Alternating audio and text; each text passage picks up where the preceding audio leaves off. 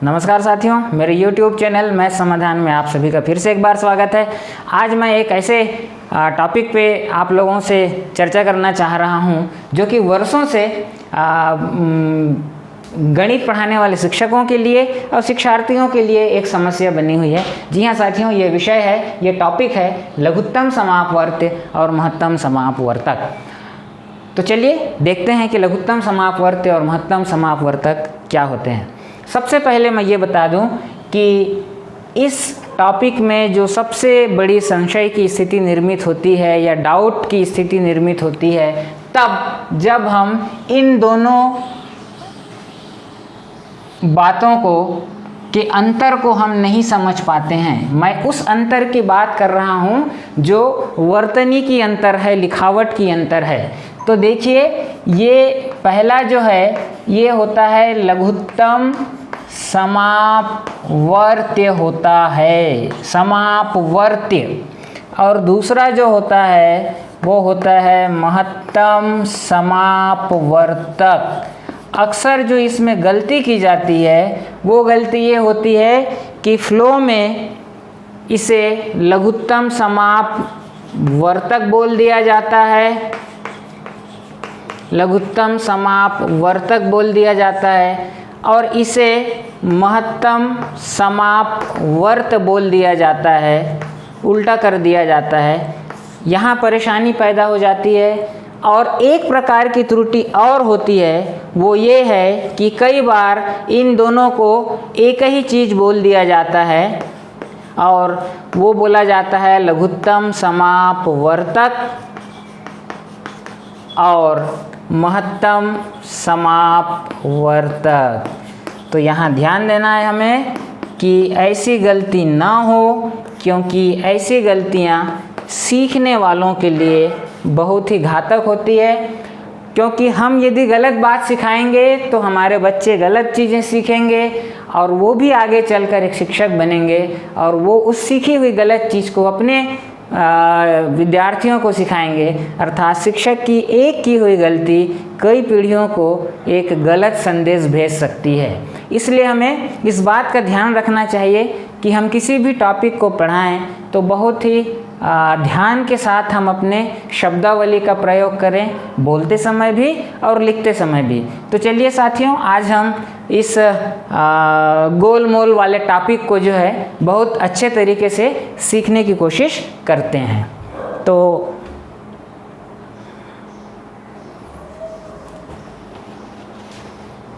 आइए, सबसे पहले मैं आप लोगों को एक तुलनात्मक तरीके से दोनों चीज़ों को लिख कर समझाऊंगा।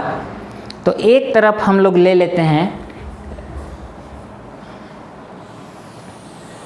लघुत्तम समापवर्त्य, लघुत्तम समापवर्त्य।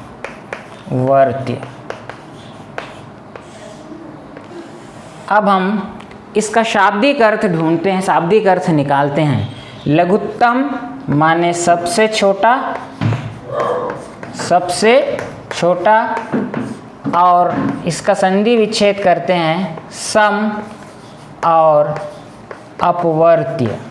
तो लघुत्तम का मतलब हुआ सबसे छोटा और समापवर्त्य का संधि विच्छेद किए तो ये हुआ सम अर्थ अपवर्त्य। यहाँ एक बात और मैं आप लोगों को याद दिला दूँ कि कई बार इस सम का मतलब लोग समान से लेते हैं, जो कि एक बहुत बड़ी त्रुटि है। वास्तव में इस सम का मतलब यहाँ उभयनिष्ठ से है। और उभयनिष्ठ का मतलब आप समझते हैं, कॉमन, माने कोई चीज़, कोई बात दो चीज़ों में या तीन चीज़ों में रहे तो उसे उभयनिष्ठ बोलते हैं। तो लघुत्तम समापवर्त्य का शाब्दिक अर्थ क्या हुआ? लघुत्तम माने सबसे छोटा और सम माने क्या हुआ? उभयनिष्ठ और अपवर्त्य। चलिए अब इस अपवर्त्य पे आते हैं। इस अपवर्त्य का जो दूसरा नाम है वो है गुणज या गुणक, गुणज या गुणक। अंग्रेजी में इसे कहा जाता है LCM, L से मतलब होता है लिस्ट माने लघुत्तम, C माने कॉमन और M माने multiple. List, common, multiple. List माने सबसे छोटा, कॉमन माने उभयनिष्ठ, मल्टीपल माने अपवर्त्य, गुणज या गुणक। इस प्रकार यदि हम दो संख्याओं का, ये दो से अधिक संख्याओं का भी हो सकता है, दो संख्याओं का यदि एलसीएम निकाल रहे हैं अर्थात क्या लघुत्तम समापवर्त्य निकाल रहे हैं, तो क्या हो जाएगा, उन दो संख्याओं का अब इस परिभाषा को लिख दीजिए इतना को। उन दो संख्याओं का एलसीएम का मतलब क्या होगा, उन दो संख्याओं का सबसे छोटा उभयनिष्ठ अपवर्त्य या गुणज या गुणक। तो दो संख्याओं का यदि हम एलसीएम निकाल रहे हैं या लघुत्तम समापवर्त्य निकाल रहे हैं, इसका ये मतलब है कि हम उन दो संख्याओं का क्या निकालेंगे, सबसे छोटा उभयनिष्ठ अपवर्त्य या गुणज या गुणक।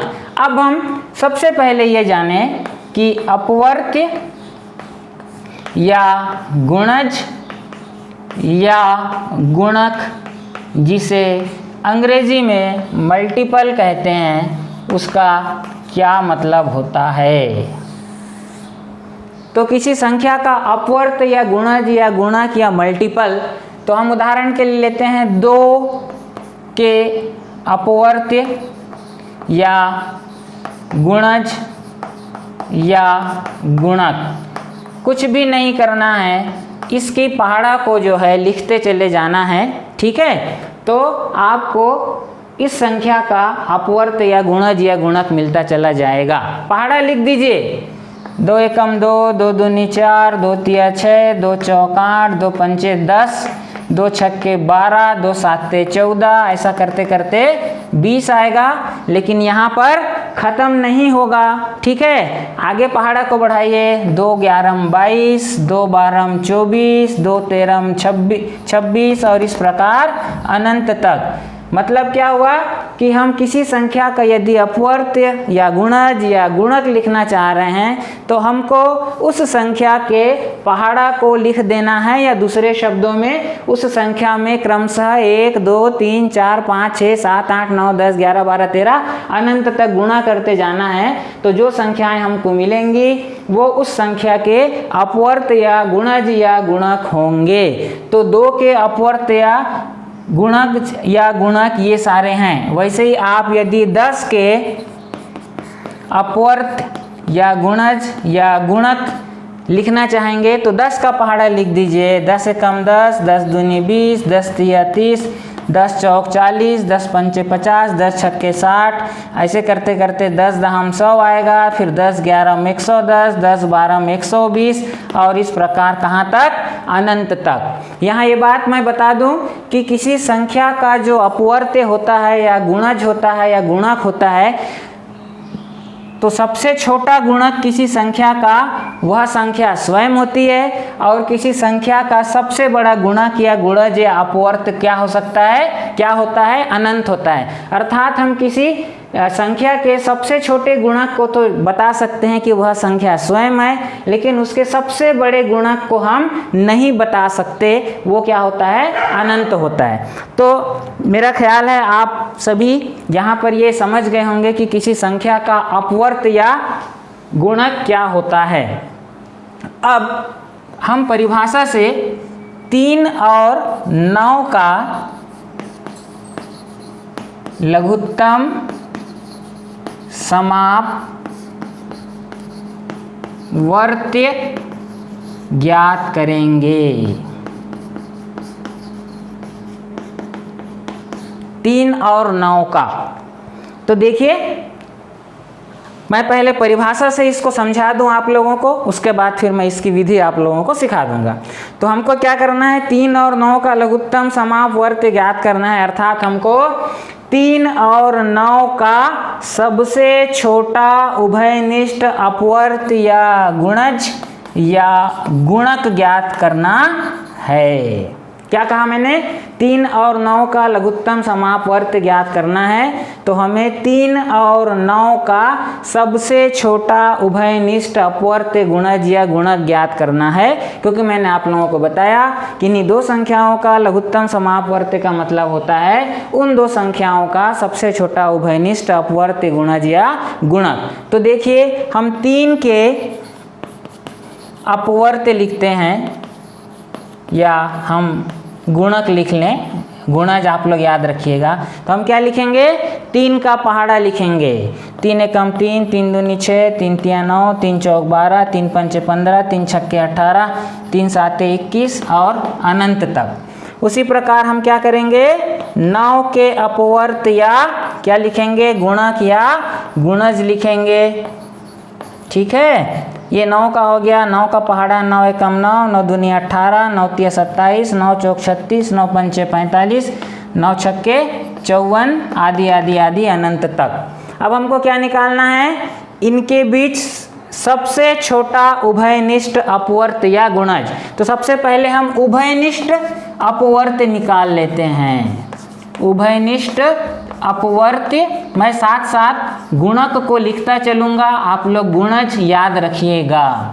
तो उभयनिष्ठ माने जो 3 और 9 दोनों के गुणक के लिस्ट में शामिल है। उभयनिष्ठ दोनों में है। कौन कौन है दोनों में? 9 9 दोनों में है। ठीक, लिख दीजिए। फिर 18 यहाँ भी है, 18 यहाँ भी है, लिख दीजिए। ठीक है, आगे और बढ़ेंगे तो और कुछ मिलेंगे, आदि बहुत सारे मिलेंगे, लेकिन हमें कौन सा चाहिए? सबसे छोटा चाहिए। ठीक है, इसलिए 3 और 9 का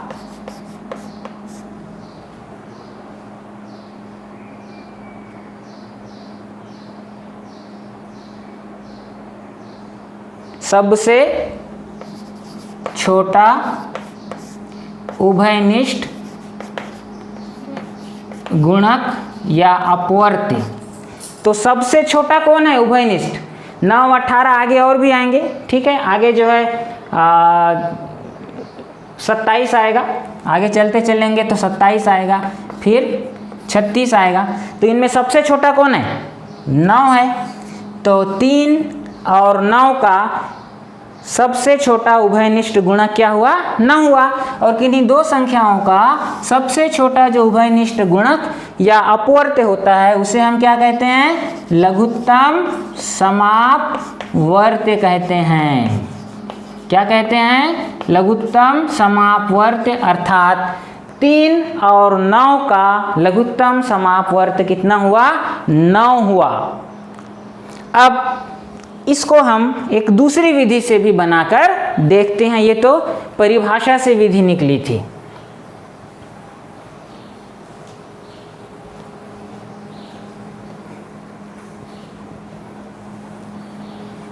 चलिए हम इसी 3 और 9 का लघुत्तम समापवर्त ज्ञात करते हैं। और ये विधि है गुणनखंड विधि। कौन सी विधि है? गुणनखंड विधि। और इसमें हम क्या करते हैं? जिन संख्याओं का लघुत्तम समापवर्त निकालना होता है उन्हें इस तरीके से लिख देते हैं।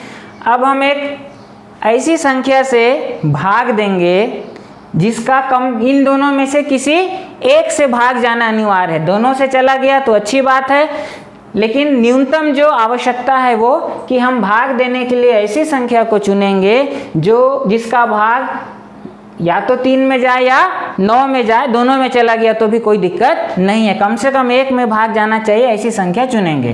तो देखिए आप 2 चुनेंगे, दोनों में भाग नहीं जाएगा, तो हम 3 चुनते हैं। तो 3 का भाग 3 में भी गया, 3 एकम 3 और 3 तिया 9, एक और 3 आ गया।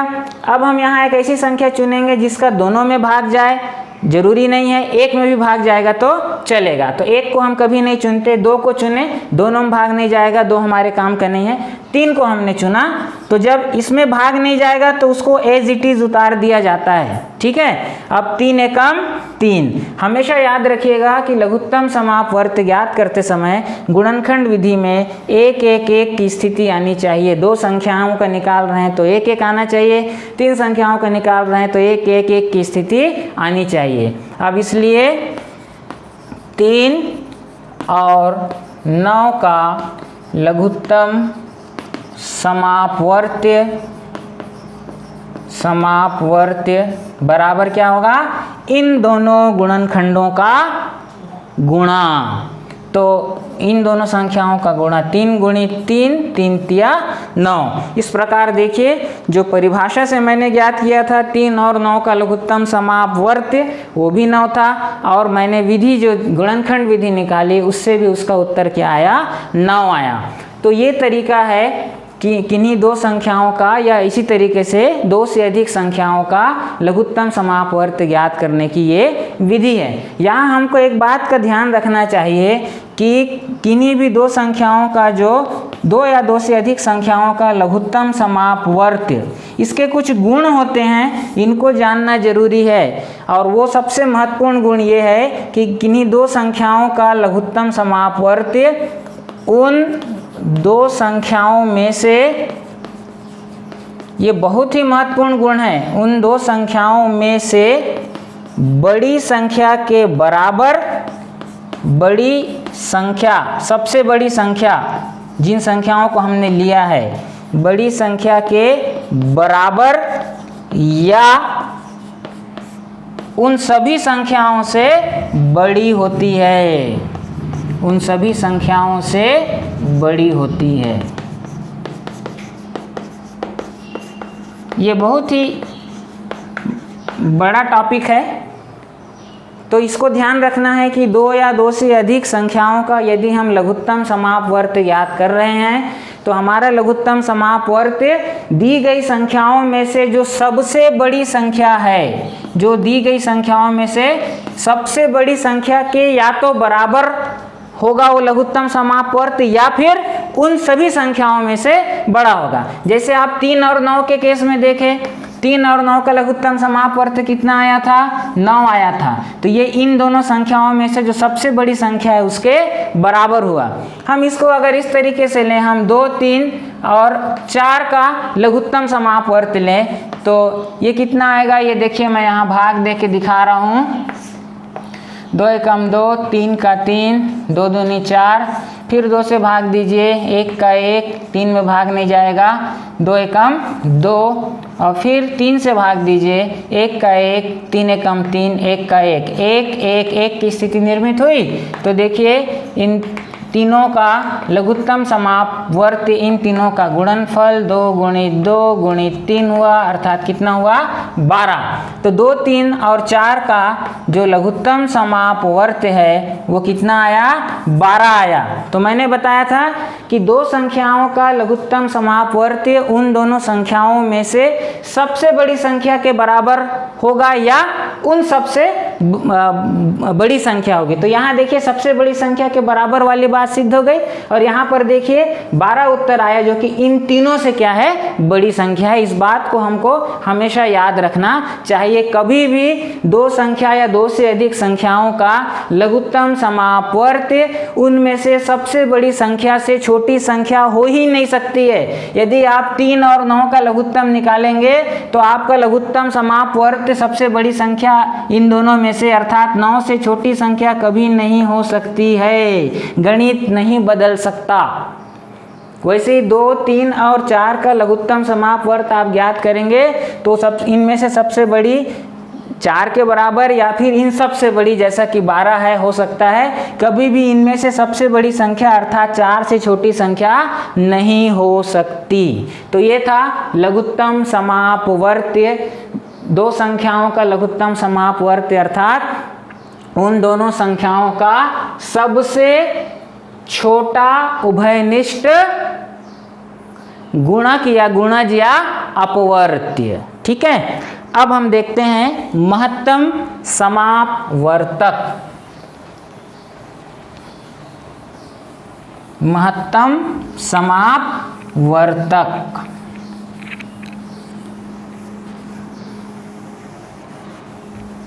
महत्तम समापवर्तक। चलिए पहले परिभाषा पे आते हैं। महत्तम समापवर्तक, अंग्रेजी में इसको बोलते हैं HCF, हाईएस्ट कॉमन फैक्टर। अब इसके शाब्दिक अर्थ पे आते हैं। महत्तम माने सबसे बड़ा, सबसे बड़ा। ये समापवर्तक को विच्छेद कर दूं, सम और अपवर्तक। अब ये जो अपवर्तक होता है इसको हम गुणनखंड भी कहते हैं। क्या कहते हैं? गुणनखंड भी कहते हैं। अर्थात अब इसको फिर आगे बढ़ा दें। महत्तम समापवर्तक माने सबसे बड़ा। सम का मतलब यहाँ कॉमन है, अर्थात उभयनिष्ठ है। उभयनिष्ठ गुणनखंड, या कोष्टक में कर दीजिए अपवर्तक। अर्थात यदि हम किन्हीं दो संख्याओं का महत्तम समापवर्तक निकालना चाहें तो उसका क्या मतलब होगा? दो संख्याओं का महत्तम समापवर्तक का परिभाषा से क्या मतलब निकलेगा? उन दो संख्याओं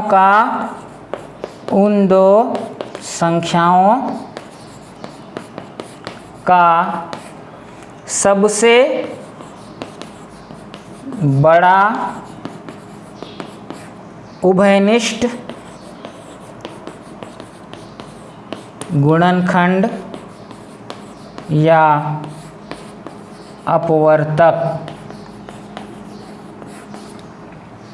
आगे बात समझ में? अर्थात मैं फिर से 3 और 9 पर ही जाऊंगा। 3 और 9 का यदि हम महत्तम समापवर्तक निकालना चाहेंगे तो हम क्या निकालेंगे?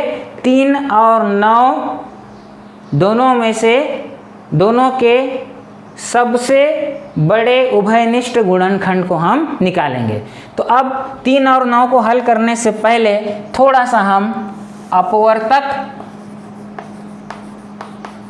या गुणनखंड को जरा समझ लें। मैंने बताया था 2 का यदि हम अपवर्त लेंगे, गुणज लेंगे या गुणक लेंगे तो हम 2 के पहाड़ा को लिख देंगे। अब हम देख रहे हैं किसी संख्या का गुणनखंड या अपवर्तक। मान लेते हैं वो संख्या 8 है, तो हम 8 के अपवर्तक को समझते हैं या गुणनखंड को समझते हैं। 8 के अपवर्तक से तात्पर्य उन सभी संख्याओं से है जिनका 8 में पूरा पूरा भाग चला जाता है। मैं फिर से रिपीट कर रहा हूँ। 8 के अपवर्तक से तात्पर्य उन सभी संख्याओं से है जिनका 8 में पूरा पूरा भाग चला जाता है। वो संख्याएं कौन कौन है? 1 का भाग 8 में पूरा पूरा जाता है। 2 का भाग 8 में पूरा पूरा जाता है। फिर 4 का भाग 8 में पूरा पूरा जाता है। और 8 का भाग 8 में पूरा पूरा जाता है। तो 8 के अपवर्तक 1, 2, 4 और 8 क्यों हुए? क्योंकि इन सभी संख्याओं का 8 में पूरा पूरा भाग चला जाता है, या यूं कह लीजिए कि 8 इन सभी से पूरा पूरा विभाजित हो जाता है। इसलिए 8 के अपवर्तक 1, 2, 4 और 8 होंगे। आपको यहाँ पर ध्यान रखना है कि किसी संख्या का अपवर्तक या गुणनखंड हमेशा 1 तो होगा ही, और वह संख्या स्वयं होंगी। यहाँ हमको एक बात और ध्यान देना है, किसी संख्या का गुणनखंड 1 से छोटा नहीं हो सकता। मैं पूर्णांक की बात कर रहा हूँ। और किसी संख्या का जो गुणनखंड है वो उसके स्वयं से बड़ा नहीं हो सकता। ठीक है, तो ये है अपवर्तक। वापस हम हमारे प्रश्न पे आ जाते हैं। 3 और 9 का महत्तम समापवर्तक। 3 और 9 का महत्तम समापवर्तक। 3 और 9 का महत्तम समापवर्तक। अर्थात हम क्या निकालेंगे, हम यहाँ पर निकालेंगे परिभाषा के हिसाब से 3 और 9 के सबसे बड़े उभयनिष्ठ अपवर्तक को या गुणनखंड को हम ज्ञात करेंगे। समझ रहे हैं आप? तो हम 3 और 9 का महत्तम समापवर्तक अर्थात 3 और 9 के सबसे बड़े उभयनिष्ठ अपवर्तक अर्थात गुणनखंड को निकालेंगे। तो देखिए 3 के अपवर्तक लिखिए, 3 के अपवर्तक या गुणनखंड लिखिए। तो हम किन संख्याओं को लिखेंगे, जिनसे 3 पूर्णतः क्या हो जाए, विभाजित हो जाए। तो 1 से 3 पूर्णतः विभाजित होता है, इसलिए 1 जो है 3 का एक गुणनखंड हुआ, और 3 से 3 पूर्णतः विभाजित हो जाता है। तो 3 के गुणनखंड कितने हुए, 1 और 3, 2 गुणनखंड हुए। अब 9 के अपवर्तक या गुणनखंड निकालिए, तो क्या मिलेगा, 1 हमेशा, 1 हर संख्या का गुणनखंड है। तो 1 से 9 पूर्णतः विभाजित हो जाता है, इसलिए 9 का एक गुणनखंड 1 हुआ। फिर 3 से जो है 9 पूर्णतः विभाजित होता है, इसलिए 9 का दूसरा गुणनखंड 3 हुआ। और 9 से मैंने बताया कि वह संख्या स्वयं भी खुद का जो है एक गुणनखंड होती है, इसलिए 9 का तीसरा जो अपवर्तक या गुणनखंड है वो क्या हो जाएगा, 1, 3 और 9। अब हम इन दोनों का उभयनिष्ठ अपवर्तक निकालते हैं। परिभाषा से हम निकाल रहे हैं उत्तर, उभयनिष्ठ अपवर्तक या गुणनखंड। तो उभयनिष्ठ कौन कौन है, दोनों में जो है वो 1 और 3, और कोई है क्या, नहीं है। तो 3 और 9 के उभयनिष्ठ अपवर्तक या गुणनखंड कौन कौन हुए, 1 और 3। और हमको कौन सा निकालना है, इनमें से, इन उभयनिष्ठों में से सबसे बड़ा गुणनखंड, उभयनिष्ठ गुणनखंड। तो इसलिए 3 और 9 का सबसे बड़ा उभयनिष्ठ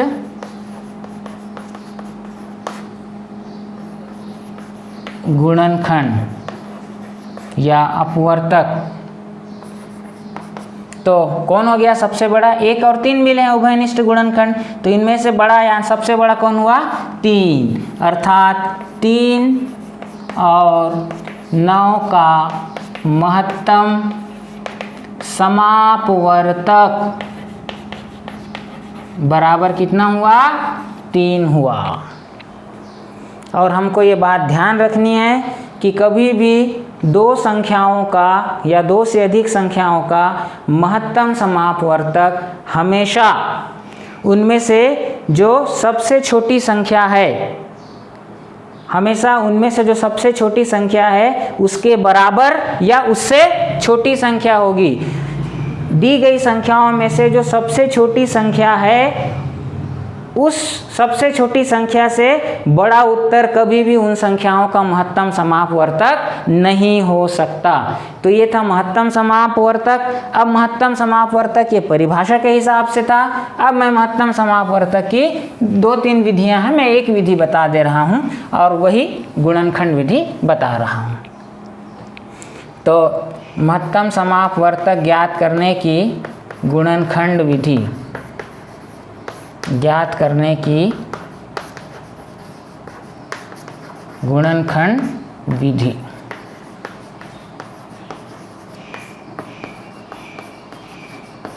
देखिए, तो 3 और 9 का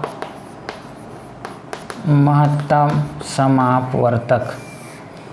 तो जहाँ हम लघुत्तम में जब हम भाग देने के लिए संख्या चुने थे तो हमारे पास सिर्फ एक बाध्यता थी कि दी गई संख्याओं में से किसी एक में भाग चला जाना चाहिए।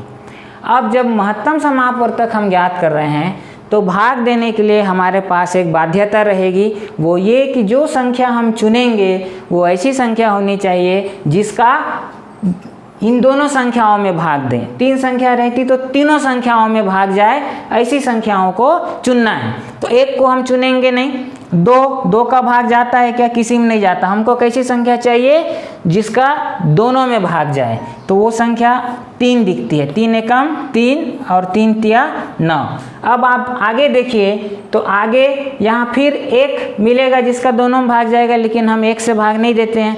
उसके बाद 2 का भी दोनों में नहीं जाएगा, 3 का भी नहीं जाएगा, और 3 से आगे तो हम बढ़ नहीं सकते। इस प्रकार हम देखते हैं कि ऐसी संख्या जिसका दोनों में भाग जाए वो कौन है?